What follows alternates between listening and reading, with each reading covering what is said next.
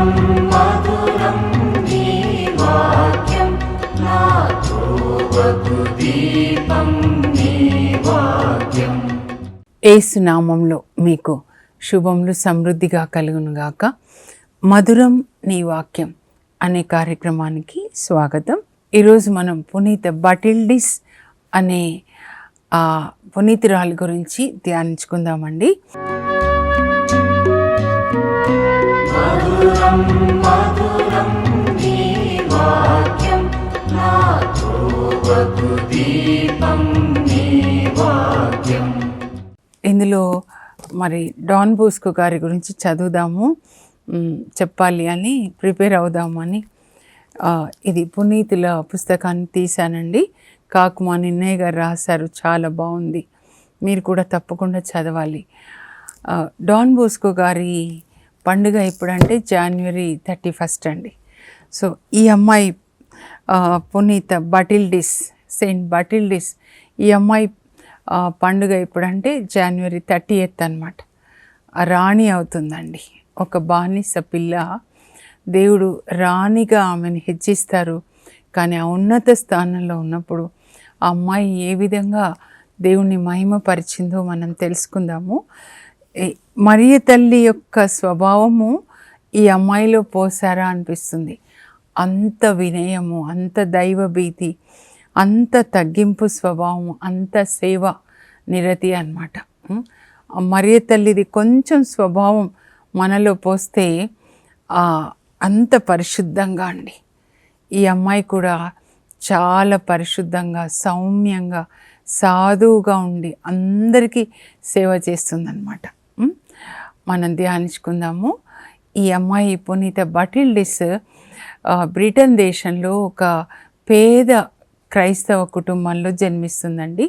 అయితే ఎప్పుడు జన్మించింది అనే డేట్ రాయలేదు, కానీ అమ్మాయి పరలోకానికి వెళ్ళింది మాత్రము 680 అన్నమాట. క్రీస్తు శకం 680లో January 30 మహిమలోనికి ప్రవేశిస్తుంది అన్నమాట. ఇంగ్లాండ్ దేశంలో, బ్రిటన్లో జన్మిస్తుంది, ఒక నిరుపేద క్రిస్టియన్ కుటుంబంలో. అయితే ఎంత అందంగా ఉంటుంది అంటే అమ్మాయి ముగ్ధ మోహన సుందర రూపం అంటండి. చాలా అందంగా, స్కూల్లో అయితే ఈమె మోము చంద్రబింబం వలె అందముగా ఉంది అంటారు. మరి పరమగీతాల్లో అయితే నా నిష్కలంక సుందరి, నా పావురమా, నా వధువా, నా సోదరి, నీ అందు కళంకమేది లేదు. చాలా అందంగా, ముగ్ధ మోహనంగా చూసేవాళ్ళ ఇలాగే ఆకర్షిస్తారంట. అంటే అంత చక్కగా అన్నమాట. పరిశుద్ధమైన అందం అండి. అందం కూడా దేవుని రాజ్యంలో అందం పరిశుద్ధమైనది, ఆంతరంగికమైనది అన్నమాట. 1 పేతురు 3 జ్ఞాపకం చేశారండి. పేతురు రాసిన లేఖ, మొదటి లేఖ 3 1 నుంచి 6 వరకు. ఎప్పుడైనా ఏ పునీతుల గురించి చెప్పినా కూడా మరి లేఖనాల గురించి చెప్పాలి. ఎందుకంటే దేవుని యొక్క వాక్యాన్ని జీవించిన వాళ్ళు అన్నమాట. వాళ్ళు ఎలా జీవించాలి, పరలోక తండ్రి పిల్లలు, పరలోక పౌరులు అని మరి బైబిల్ గ్రంథంలో రాయబడింది. యేసు ప్రభు బోధిస్తారు, పాత నిబంధనలో దేవుడు బోధిస్తారు, మరి అపోస్తుల కార్యాల నుంచి పరిశుద్ధాత్మ దేవుడు. ఆ దేవుడు చెప్పినట్లుగా జీవించిన వాళ్ళు వీళ్ళన్నమాట. ఈ అమ్మాయి పేద క్రైస్తవ కుటుంబంలో జన్మిస్తుందండి. అయితే ఈ అమ్మాయి జన్మించిన టైంలో బానిసల వ్యాపారము చాలా ఎక్కువగా జరిగేదంట. ఏంటంటే ఈ బానిసల వ్యాపారులు అన్నమాట, దొంగలు, ఈ ఎవరిని చిన్నపిల్లలు కనపడ్డారనుకోండి వాళ్ళని దొంగిలించుకొని మరి ఇక్కడ దొంగిలించుకుంటే ఇంకో దేశం తీసుకెళ్ళి అమ్మేవాళ్ళంట. అయితే ఈ అమ్మాయి అక్కడ బ్రిటన్లో పుడుతుంది కదండి. అయితే ఈ అమ్మాయిని కూడా ఈ బానిసల వ్యాపారాలు దొంగిలిస్తారు. అబ్బాయి ఎంత అందంగా ఉంటుంది కదా. అక్కడి నుంచి ఈ అమ్మాయిని ఫ్రాన్స్ దేశానికి తీసుకెళ్ళి అక్కడ మరి ఆ అమ్మాయిని అమ్ముతారండి. బానిసల సంత ఉంటుంది అన్నమాట. సో వాళ్ళని అక్కడ నిలబెడతారు. నిలబెట్టినప్పుడు కొనుక్కునే వాళ్ళు వాళ్ళని పరీక్షించి చూసి అప్పుడు కొనుక్కుంటారనమాట. మనం ఆది గ్రంథంలో చూసాము, యోసేపుని కూడా మరి ఇష్మాయేలీలు అమ్మేస్తారు సంతలో నిలబెట్టి. అప్పుడు పోతీఫర్ కొనుక్కుంటాడు. పోతీఫర్ ఇంట్లో ఆయన బానిసగా పనిచేస్తాడు 11 సంవత్సరాలు. అలాగే విన్సెంట్ డి పాల్ గారు అయితే 3 మార్లు బానిసగా అమ్మబడతారండి. కానీ దేవుని కృపని బట్టి దేవుడు మరలా ఆయనని స్వీకరించి మంచి పాత్రగా చేసి మరి ఆయన ద్వారానే ఈ విన్సెంజన్ సభ లోకానికి అందించబడింది. ఇప్పుడు బటిల్డిస్ విషయానికి వస్తే ఈ అమ్మాయిని ఇక్కడికి తీసుకొని వస్తారుగా ఫ్రాన్స్ దేశానికి, సంతలో నిలబెడతారండి. చాలా అందంగా ఉంటుంది కదా, మరి ధర కూడా ఎక్కువ అన్నమాట. అందంగా ఉంది కాబట్టి చాలా పెద్ద ధర పెడతారనమాట. అప్పుడు ధనికులే కొనుక్కోగలుగుతారు. సో ఈ ఫ్రాన్స్ దేశంలో రాజు అన్నమాట, 2వ క్లోవిస్ రాజు దగ్గర ఒక వ్యక్తి ఆ రాజు ప్యాలెస్ మేనేజర్గా పనిచేస్తాడండి, కార్యదర్శిగా. ఆయన చాలా డబ్బు పెట్టి ఈ అమ్మాయిని కొనుక్కుంటాడు. ఆయనకి చాలా నచ్చుతుందన్నమాట. సో ఈ అమ్మాయిని ఆ రాజు ప్యాలెస్లోనే, ఈయన ఎప్పుడు ఆ రాజు ప్యాలెస్లోనే అన్నీ చూసుకుంటాడు కదా, సో ఆయనకి సాయం చేయడానికి అనమాట, చిన్న పనులు చేయడానికి. సో ఆ అమ్మాయి అట్లా ఏది చెప్తే అది చాలా చురుగ్గా చేసేదన్నమాట. ఇంకా అన్నిటికంటే ముఖ్యంగా టైంకి ప్రార్థించేది. వాళ్ళమ్మ ప్రార్థన నేర్పిస్తారు అమ్మ నాన్నలు అనమాట. కనుక ఇది ఉదయం లేవగానే ప్రార్థన 6 గంటలకి, తర్వాత మధ్యాహ్నం 3 గంటలకి ప్రార్థన, పడుకునే ముందు ప్రార్థన, మోకరించి ప్రార్థించేదన్నమాట. కనుక దేవుని యొక్క ఆత్మ ఆమెలో నివసించిందండి. అందువల్ల మంచి జ్ఞానం అన్నమాట. దేవుని ఆత్మ మనకి వివేకాన్ని ఇస్తారండి. దానియేలుకి ఎట్లా వివేకాన్ని ఇచ్చారు కదా, ఆ విధంగా యెషయా 11:2 ఉంటుంది, దేవుని యొక్క ఆత్మ అతని తలపై నిలిచి ఉంటుంది. ఇప్పుడు మన హృదయంలో ఆ ఆత్మ మనకి వివేకాన్ని, విజ్ఞానాన్ని, తెలివిని, బలాన్ని, ఆ తర్వాత ఆలోచన చెప్పే ఆ శక్తి, ఆ తర్వాత దైవభీతిని కలిగించే ఆత్మ ఈ అమ్మాయిలో నివసిస్తుంది. అందువల్ల ఈ మేయర్ గారు అంటే ఆ ప్యాలెస్, రాజు ప్యాలెస్ యొక్క మేనేజర్ గారు ఏ పని చెప్పినా చకచకా చేస్తుందన్నమాట. ఇంకా ఆయనకే కాదండి, మేయర్కే కాదు, ఆ ఇంట్లో ఉన్న వాళ్ళందరికీ కూడా అన్నమాట. వాళ్ళు ఏ పని చెప్తే అది, ప్యాలెస్లో ఉన్నవాళ్ళు ఏ పని చెప్తే అది చేస్తూ ఉండేది. ఇంకా మెల్లమెల్లగా అమ్మాయి యుక్త వయసులోకి వస్తుందండి, ఇంకా పెళ్లి వయసుకు వస్తుందన్నమాట. ఎంత అందంగా ఉంటుంది అంటే ఆ లోపల అందం అన్నమాట. 1 పేతురు 3లో పేతురు రాస్తారు కదండి, ఏమని రాస్తారంటే, భార్యలారా మీరు మీ భర్తలకి విధేయులై ఉండండి. ఒకవేళ మీ భర్త అవిశ్వాసి అవుతే మీరు ఒక్క మాట కూడా చెప్పకూడదు. మీ మంచి ప్రవర్తనతో ఆయనని మార్చండి. మీ భక్తిగల మీ జీవితాన్ని, పరిశుద్ధ జీవితాన్ని ఆయన గమనిస్తూ ఉంటారు. మనలో పరిశుద్ధ ఆత్మ ఉన్నప్పుడు ఆ పరిశుద్ధ ఆత్మ తరంగాలండి, ఆ పరిశుద్ధత, ప్రేమ, కరుణ, పరిశుద్ధాత్మ వాళ్ళని తాకి వాళ్ళని మారుస్తుందన్నమాట. అది మీ సౌందర్యము బాహ్య సౌందర్యంగా ఉండకూడదు. ఈ జడలు అల్లుకోవడము, ఇవి ఆభరణాలు, ఇది కాదు. మీ సౌందర్యము ఆంతరంగిక సౌందర్యమై ఉండాలి. అది సౌమ్యమును సాధువును అగు అక్షయమగు ఆత్మ సౌందర్యం. చాలా సౌమ్యంగా, సాధువులాగా అక్షయమగు ఆత్మ సౌందర్యం. ఈ బయట సౌందర్యము క్షయమైపోతూ ఉంటుంది, ఒక వయసు వస్తూ ఉంటే క్షయమైపోతుంది. కానీ ఆత్మ సౌందర్యము వయసు పెరుగుతూ ఉంటే పెరుగుతుందండి. సౌమ్యంగా, సాధువులాగా, మరియ తల్లిలాగా అంత సౌందర్యం, ఆత్మ సౌందర్యాన్ని కలిగి ఉంటుంది అన్నమాట. అందరికీ అన్ని పనులు చేస్తూ ఉంటుంది. ఇంకా రాజు అనమాట, 2nd క్లోవిస్ రాజు అండి, కింగ్ క్లోవిస్ II అన్నమాట. ఈ అమ్మాయిని చూస్తాడు, ఎంత అందంగా ఉంది. అన్నిటికంటే ఎక్కువగా ఆమె ప్రార్థనా జీవితం అన్నమాట. టైంకి మోకరించి ప్రార్థన చేయడము, ఆ ప్యాలెస్ని, అంతఃపురాన్ని చక్కగా అలంకరిస్తుందంట. ఎక్కడెక్కడ ఎలా ఉండాలి, ఏ వస్తువు పెట్టాలి, ఎక్కడ పూలు పెట్టాలి, అలా ఆ చక్కగా హౌస్ కీపింగ్ అంటారు కదా. మరి సిరాక్ గ్రంథంలో 26:16 ఉంటుందండి, నిర్మలాకాశంన ఉదయభానుడు ప్రకాశించినట్లే మంచి ఇల్లాలు తాను చక్కగా తీర్చిదిద్దుకొనిన ఇంట పవిత్ర దీప స్తంభం మీద దీపంలాగా ప్రకాశిస్తుంది. అలా ఉంటుందంట. ఇల్లు చక్కగా, అంతఃపురాన్ని చక్కగా తీర్చిదిద్ది ఈ అమ్మాయి నడుస్తుంటే పవిత్ర దీప స్తంభం మీద దీపం వెలిగినట్టుగా ఉంటుందంట. ఎంత ఇష్టమవుతుంది ఆ రాజు కంటే. ఆయనకి ఇంకా పెళ్ళి కాలేదండి. ఈ అమ్మాయిని పెళ్లి చేసుకుంటాను అని పెద్దలతో చెప్పి ముందుగా తన దగ్గర పనిచేస్తున్న మేనేజర్కి, ఈ అమ్మాయి బానిస కాబట్టి బానిసత్వం నుంచి విడిపించాలి కదా, కనుక ఆ మేనేజర్ని అడుగుతాడనమాట, ఎంత డబ్బు కడితే ఆ అమ్మాయిని నీవు బానిసత్వం నుంచి విడిపిస్తావు, నేను కొనుక్కుంటాను, ఎంత వెల అంటే వెల చెప్తాడండి మేనేజర్. అప్పుడు రాజు ఆ వెలనిచ్చి ఆ అమ్మాయిని బానిసత్వం నుంచి విడిపిస్తాడు. అప్పుడు నాకేం గుర్తొచ్చిందంటే, యేసు ప్రభువు మనము పాపం చేసి సాతానికి బానిసలమై ఉండగా ఆయన తన రక్తాన్నిచ్చి మనల్ని కొనుక్కున్నాడు, మనల్ని బానిసత్వం నుంచి విడిపించాడు.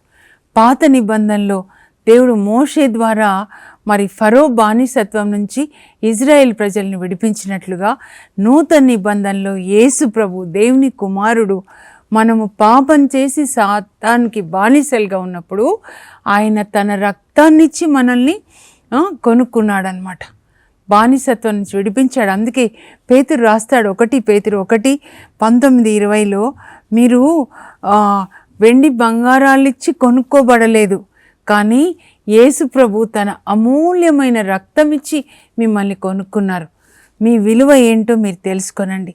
అందుకే పౌలు రాస్తాడండి 1 కొరింథీ 6:18 నుంచి అనమాట, ఫ్లీ ఫ్రమ్ అడల్టరీ అనమాట, జారత్వం నుంచి, వ్యభిచారం నుంచి మీరు దూరంగా పారిపోండి.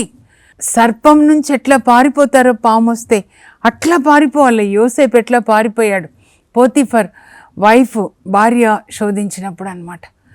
ఎందుకు తెలుసా? ఎందుకంటే యేసు ప్రభు తన రక్తాన్నిచ్చి మిమ్మల్ని కొనుక్కున్నాడు. మీ వెల యేసు ప్రభు రక్తం ఖరీదు. సిలువలో ఆయన తన ప్రాణాన్ని ఇచ్చాడు.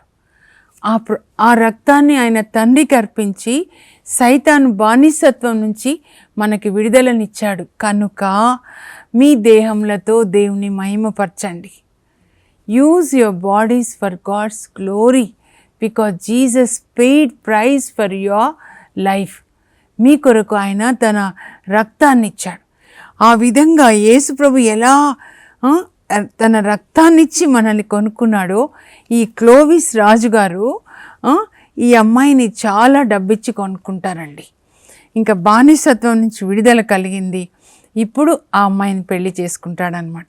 క్రీస్తు శకం 649లో ఏ ఇంట్లో అయితే బానిసగా పనిచేసిందో ఆ ఇంటికి పట్టపు రాణి అయిపోతుందండి. ఆ రాజు పెళ్లి చేసుకున్నాడు. ఆ అమ్మాయి యొక్క దిశ తిరిగిపోతుంది అన్నమాట. ఆ అమ్మాయి పొజిషన్ మారిపోతుంది. మనం కూడా అంతే అండి. అప్పుడు మన యొక్క అన్నీ మారిపోతాయి అన్నమాట. మనం ఇప్పుడు దేవుని యొక్క బిడ్డలుగా ఉన్నాము, పరలోక పౌరులుగా ఉన్నాం. యేసు ప్రభు వధువుగా మనకెంత పెద్ద ఆధిక్యత అన్నమాట. ఈ అమ్మాయి ఆ ఇంట్లో ఇప్పుడు పట్టపు రాణి అవుతుందండి. కానీ కొద్దిగా కూడా మారలేదన్నమాట. వినయవంతులని దేవుడు గద్దెనెక్కించి గర్వాత్ముల్ని గద్దె దించుతారు. మరియ తల్లి స్తోత్ర గీతంలో ఉంటుంది. లూకా సువార్త 1వ అధ్యాయంలో 46 నుంచి, నా హృదయం ప్రభుని స్తుతిస్తుంది, నా ఆత్మ నా రక్షకుని యందు ఆనందిస్తుంది, ఏలయన సర్వశక్తిమంతుడైన దేవుడు నా ఎడల గొప్ప కార్యాలు చేశారు.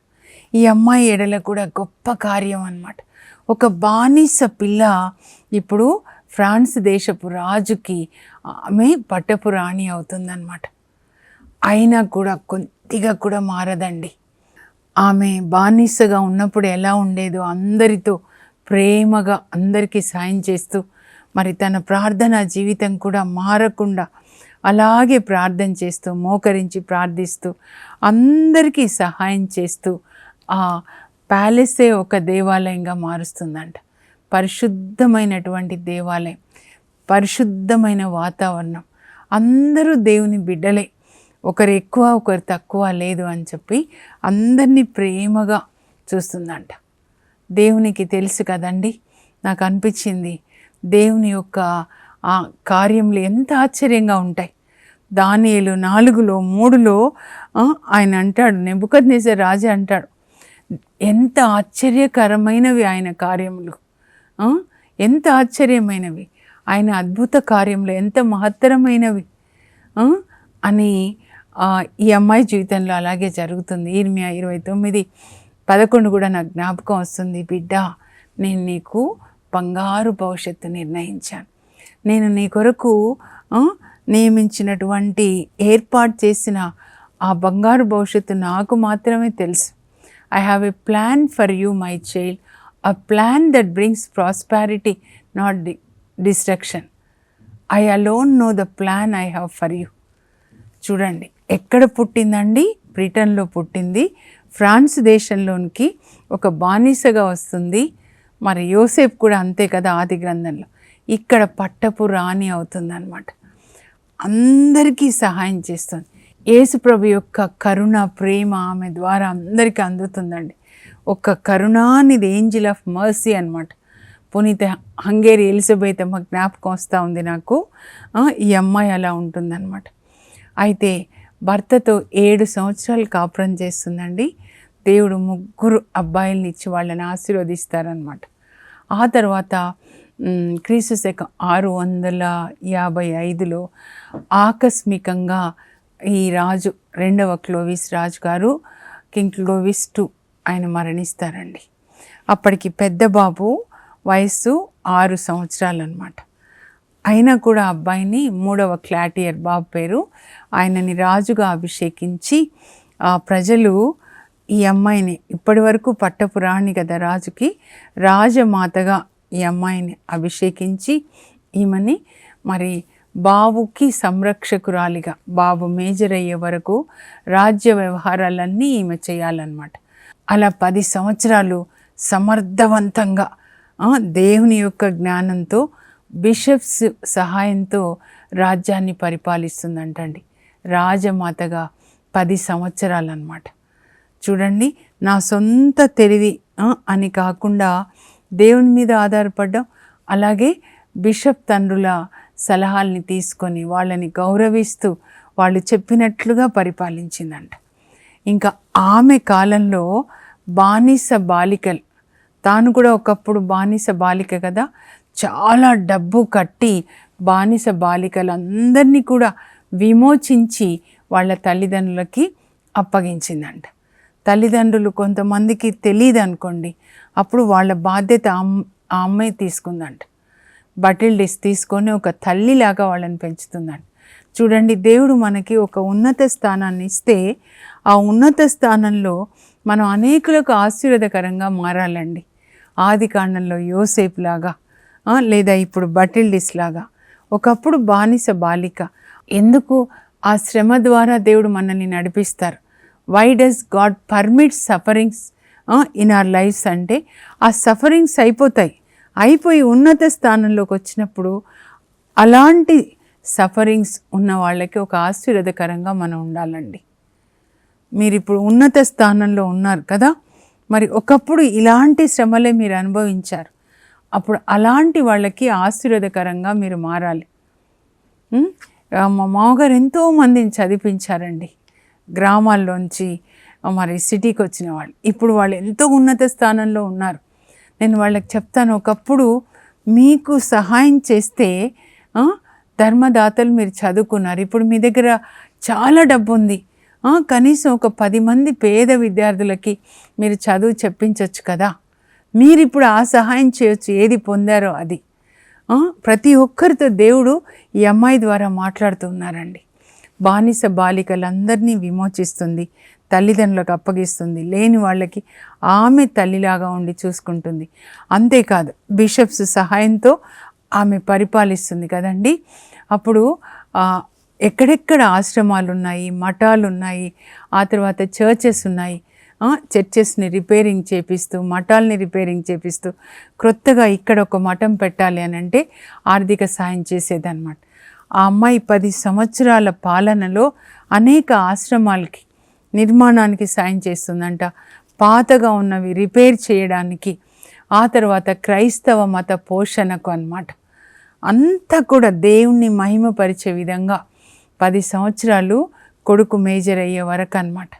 కొడుకు మేజర్ అయిపోయిన తర్వాత కొడుకు అన్ని బాధ్యతలు అప్పగించి, మిగతా కొడుకుల విషయం కూడా అన్నీ అప్పగించి దైవభీతి కలిగి జీవించాలి, దేవుని యొక్క ఆత్మ వలన నడిపించబడాలి.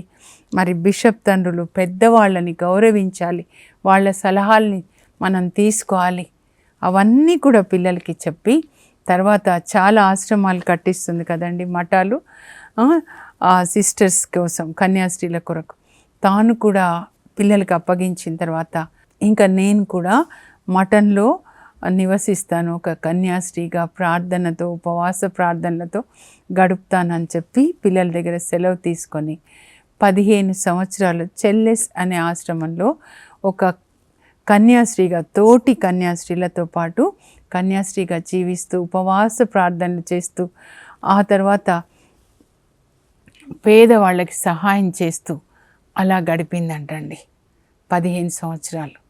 తర్వాత ఆమెని మరి ప్రభు పరలోకానికి పిలుచుకుంటారనమాట జనవరి 30వ తారీఖున. ఈ అమ్మాయి జీవితమే మనకు ఒక సందేశం అండి. దేవునికి మహిమకరంగా జీవించింది. ఇలాంటి జీవితము క్రైస్తవ జీవితం. యేసుప్రభు అంటారు, మీరు నాకు సాక్షులు అని. అలాగే యెషయా 49:3 నాకు చాలా ఇష్టం అండి. నీవు నా సేవకురాలు, నీ వలన నాకు మహిమ కలుగుతుంది. దేవునికి మహిమ కలిగే విధంగా మనం జీవించాలి. All for the glory of God అంటారు ఇన్యాసివారు.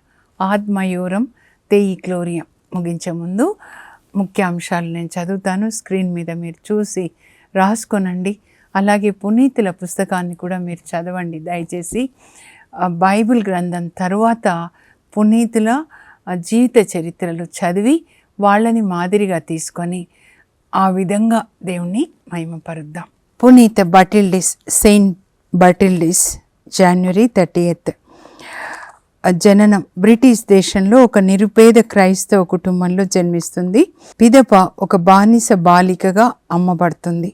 ఫ్రాన్స్ దేశపు మేయర్ పెద్ద వెలనిచ్చి బటిల్డిస్ను కొంటారు. అతను 2వ క్లోవిస్ రాజుగారి అంతఃపురంలో మేనేజర్గా పనిచేస్తారు. బటిల్డిస్ అంతఃపురంలో అతనికి సహాయపడుతుంది. క్రీస్తు శకం 649లో బటిల్డిస్ వివాహం 2వ క్లోవిస్ రాజుగారితో జరుగుతుంది. అందాల రాశి, సద్గుణశీలి, దైవభీతి కలిగిన బటిల్డిస్ను చూచిన ఆ యువరాజు ముగ్ధుడై ఆమెను వివాహం చేసుకుంటాడు. దేవుడు ఆ పుణ్య దంపతులకు 3 యువరాజులను ప్రసాదిస్తారు. బటిల్డిస్ వివాహమైన తరువాత కూడా తన ప్రార్థనా జీవితంను మునుపటి వలె కొనసాగిస్తుంది. ఆమెను ఆదర్శంగా తీసుకొని వారి రాజ్యంలో చాలామంది మంచి జీవితములకు, ప్రార్థనలకు అలవాటు పడతారు. క్రీస్తు శకం 655లో 2వ క్లోవిస్ రాజు ఆకస్మిక మరణం. వివాహమైన 7 సంవత్సరములకే భర్తను కోల్పోతుంది బటిల్డిస్. వారి పెద్ద కుమారుడు 3వ క్లాటియర్ 6 సంవత్సరాల వయసులో రాజుగా అభిషేకించబడతాడు. అతనికి సంరక్షకురాలిగా రాజమాత బటిల్డిస్ నియమింపబడతారు. నాటి బిషప్స్ సహాయంతో రాజ్యంను ఎంతో సమర్థవంతంగా నిర్వహిస్తుంది. చాలా వెల చెల్లించి బానిస బాలికలను విమోచించి వారి తల్లిదండ్రులకు అప్పగిస్తుంది. క్రైస్తవ మత పోషణకు తోడ్పడుతుంది. ఎన్నో ఆశ్రమముల నిర్మాణంకు, మరమ్మతులకు సహాయం అందిస్తుంది. తన 10 సంవత్సరముల పాలనలో దేవుణ్ణి మహిమపరుస్తుంది బటిల్డిస్. క్రీస్తు శకం 665 నుండి 15 సంవత్సరాల ఆశ్రమ జీవితం. 15 సంవత్సరాలు చెల్లెస్ అను ఆశ్రమంలో తోటి మఠకన్యలతో కలిసి జీవిస్తూ పేదలకు ఎనలేని సేవ చేస్తారు. క్రీస్తు శకం 680 జనవరి 30న మహిమలో ప్రవేశిస్తారు. శ్రీసభ జనవరి 30న బటిల్డిస్ గారి పండుగను కొనియాడుతుంది. ధ్యానాంశం: దేవుని వాక్కును ఆలకించి పాటించువారు మరింత ధన్యులు. ఇప్పుడు ప్రార్థన చేసుకుందాం. పరలోకపు మా తండ్రి, మీ పరిశుద్ధ నామమునకు స్తోత్రం కలుగును గాక. పునీత బటిల్డిస్ గారిని బట్టి మీకు వందనాలు ప్రభా. ఎంత పరిశుద్ధమైన హృదయాన్ని, ఆంతరంగిక సౌందర్యాన్ని, సౌమ్యాన్ని, సాధువైన ఆత్మని, మరియ తల్లి లాంటి ఆ వినయాన్ని, ప్రేమని ఆ బిడ్డకిచ్చారు. ఆమె ఎలా మిమ్మల్ని మహిమపరిచిందో మేం కూడా మిమ్మల్ని మహిమపరిచేటట్లుగా అంత తగ్గింపు స్వభావాన్ని కలిగి ఉండి, మీరు ఎంత హెచ్చించినా కూడా తనను తాను తగ్గించుకొని అందరికీ మీ ప్రేమను అందించింది, మిమ్మల్ని మహిమపరిచింది. అలాంటి జీవితాన్ని, తగ్గింపు స్వభావాన్ని, ప్రేమ కలిగి జీవించడాన్ని, అలాగే సేవా తత్పరతను మాకు దయచేయండి. యేసు నామంలో అడుగుచున్నాం తండ్రి, ఆమెన్. ఆ అమ్మాయి నడిచిన అడుగు జాడల్లో నడిచే కృప దేవుడు మనకు దయచేయను గాక. God bless you. Have a blessed day.